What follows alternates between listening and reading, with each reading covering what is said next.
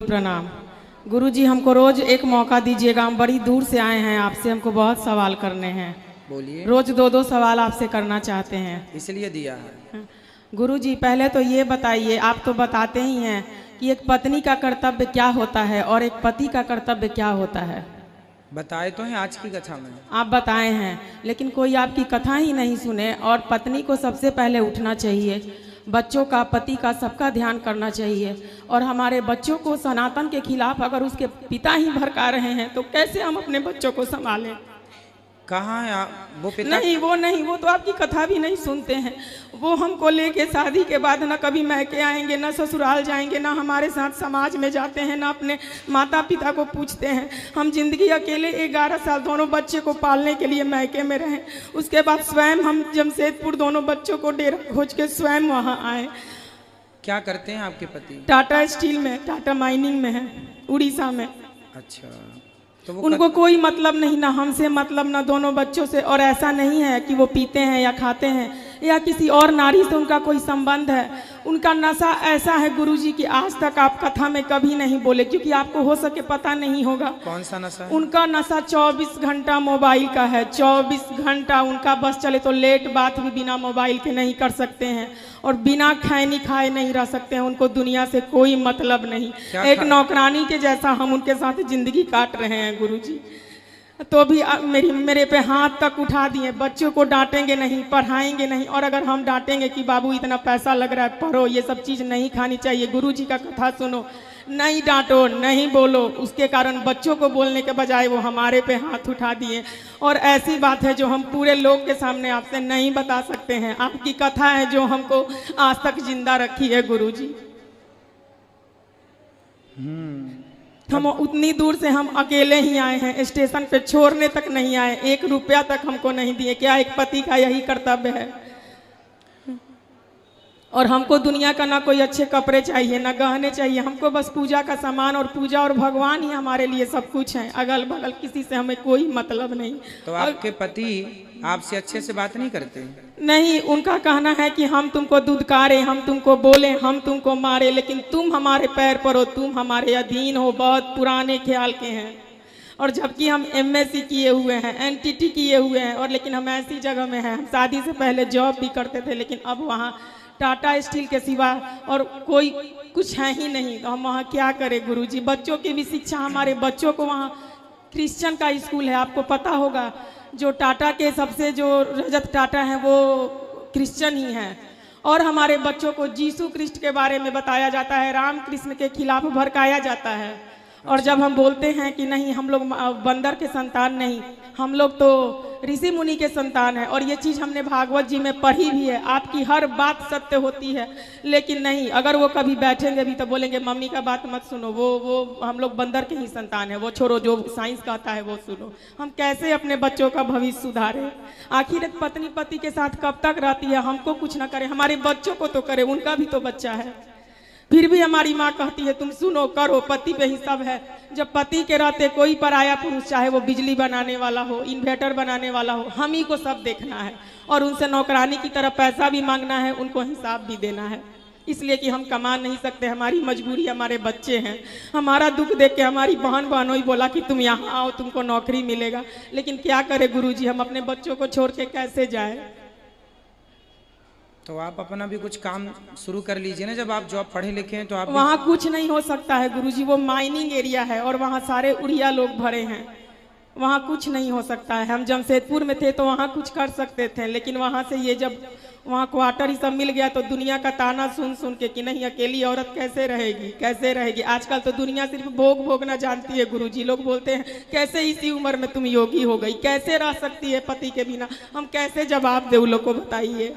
क्या प्रहलाद बचपन में भक्ति नहीं किए थे, ध्रुव नहीं किए थे, लेकिन कोई इस बात को नहीं समझता है। हमारा पूरा ससुराल का परिवार ही वही है। हम इतना तक किए थे, ऐसी ऐसी बात है जो हम सबके सामने नहीं बता सकते गुरुजी। बहुत आस लेके हम आए हैं और हमारे जो गुरु हैं वो नहीं है। हम किनसे अपना बात कहें? मैके में भी कोई नहीं है, बस एक बूढ़ी माँ है, कोई नहीं है। ससुराल में किसी को किसी से कोई मतलब नहीं है। उनका दिन दुनिया सब कुछ मोबाइल, रहने का आज तक एक घर तक नहीं बनाए। बोलिए ऐसे पति को भी क्या नहीं त्यागना चाहिए? दिल से तो हम त्याग ही चुके हैं, बस समाज को दिखाने के लिए एक घर में रहते हैं।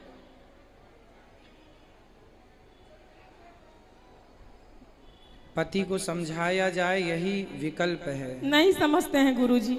अगर आप उनसे अच्छा से बात भी कभी करना चाहिएगा ना तो आपके पास से उठ के चले जाएंगे। कभी भी बैठिएगा बस अपना खैनी बनाने लगेंगे, वहां से उठ के चले जाएंगे, आप ही को गलत साबित कर देंगे।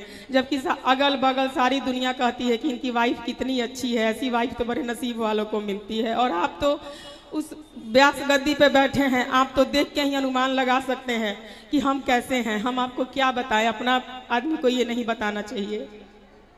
ठीक है, आप तो अपनी जगह बिल्कुल सही हैं। एक अच्छी पत्नी का, एक अच्छी माँ का कर्तव्य आप पूरा कर रही हैं। अब उन्हें एक अच्छे पिता और एक अच्छे पति का कर्तव्य पूरा करना चाहिए। लेकिन हमारे बच्चे का तो भविष्य खराब हो रहा है ना गुरुजी। हम उतना पैसा भी वहाँ दे रहे हैं, अपनी खुशी भी त्याग रहे हैं, लेकिन हमारे बच्चे क्रिश्चियन स्कूल में पढ़ते हैं।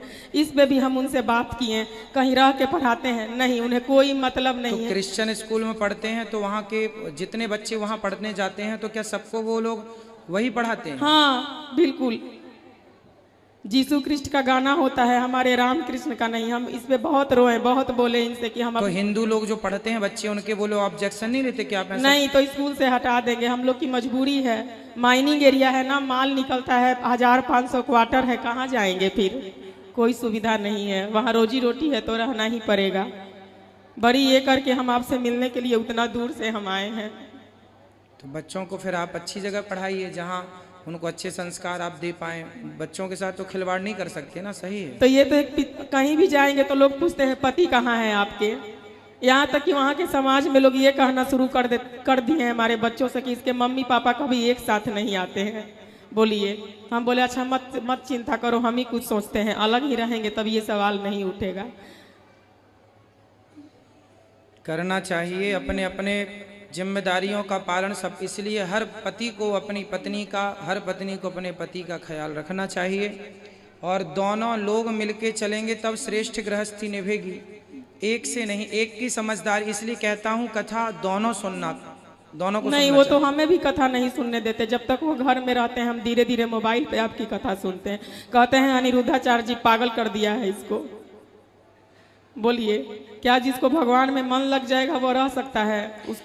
आप थोड़े दिन आप ऐसा कर लीजिए, आप थोड़ा पति की बात मान के देखिए, शायद आपके मानने से, आपके प्रेम से वो रीझ कर आपकी बात मानने लग जाए। हम सब करके देख लिए हैं गुरुजी, हम हर चीज करके देख चुके हैं। ना बच्चों के फ्यूचर की चिंता है ना कुछ। वही हम आपसे पूछना चाहते हैं, शास्त्र ये क्यों कहता है कि ऐसे भी पति के साथ उसकी पूजा करो, पत्नी के साथ ही ऐसा बात क्यों कहा गया है? शास्त्र ये भी नहीं कहते। शास्त्र ये कहते हैं कि नारी पतिव्रता हो तो पुरुष को भी पत्नीव्रता होना चाहिए। नारी अपनी जिम्मेदारी निभाए तो पुरुष को भी अपनी जिम्मेदारियां निभाना चाहिए, है ना? वो एक पिता नहीं, माता शत्रु पिता वैरी ये न बालो न पाठिता। जो माँ बाप अपने बच्चों को गलत रास्ते पर ले जाएं, जो गलत संस्कार दें, वह माता पिता नहीं, वह दुश्मन है। ऐसा हम नहीं कह रहे। नीतियाँ माता शत्रु पिता वैरी ये न बालो न पाठिता, न शोभते सभा मध्य हंस मध्य वको यथा। तो शास्त्र तो ये कह रहे हैं, शास्त्र ये नहीं कहते कि तुम्हारा पति जूता मारे फिर भी उसके संग रहो। ये तो समाज कहता है कि भाई रहना पड़ेगा। बाकी शास्त्र ये भी नहीं कहता कि छोड़ दो, परंतु समझा बुझा के, जैसे प्यार मोहब्बत से कोशिश। आदमी व्यक्ति गलत नहीं होता, व्यक्ति की संगति उसे गलत कर देती है। सुधारा जा सकता है यदि आप यहाँ लाएं। अब जैसे आप कह रहे हैं वो आ ही नहीं सकते। नहीं, वो तो आपकी कथा सुनते ही नहीं है, वो टीवी में भी खाली इंडिया अब ये है ना कि कोई हॉस्पिटल जाए तो उसका इलाज भी हो जाए। अब हॉस्पिटल ही ना जाए तो इलाज भी कैसे हो? यहाँ आए तो मैं समझाऊं भी, शायद वो समझ भी जाए, लोग समझ जाते हैं। अब आए ना, समझे नहीं, वो किसी से बात भी नहीं करते। अगर इस घर में पूजा होगी, ब्राह्मण देवता बुलाएंगे तो फिर आप ही उनके पत्नी तो हो ही, आप ही अपने पति के गुरु बनकर आप ही उन्हें सही मार्गदर्शन कीजिए। आपके पति भटके हुए हैं रास्ते से। एक पत्नी का धर्म यही है कि भटके हुए पति को सही रास्ते पे लाना। तो गुरुजी वो लात मारेंगे और हम उनको बार बार समझाएंगे, कोशिश करेंगे। कुछ दिन आप समझाइए प्यार से, वो लात नहीं, वो अलग विषय है कि वो उनके संस्कार ऐसे हैं, परंतु आप कोशिश करिए शायद सुधर जाएं। अब छोड़ भी देंगे अपने पति को तो फिर छोड़ने से भी लाभ क्या है? नहीं है। लाभ नहीं है ना छोड़ने से, इसलिए उस व्यक्ति को समझाया जाए, समझा बुझाकर ठीक किया जाए। यही ऑप्शन है, यही उपाय है मेरे हिसाब से। आप लोग बताइए क्या उपाय है? क्या छोड़ देना समस्या का समाधान है? नहीं, पति को छोड़ देना समाधान नहीं है। बच्चे और अकेले पड़ जाएंगे, बहुत सारी जरूरतें होती हैं। एक गुरुजी, एक पूजा करने के लिए, एक आहुति साथ में देने के लिए, मंदिर जाने के लिए हम तरसते हैं, कोई बात नहीं नहीं, जाते। आप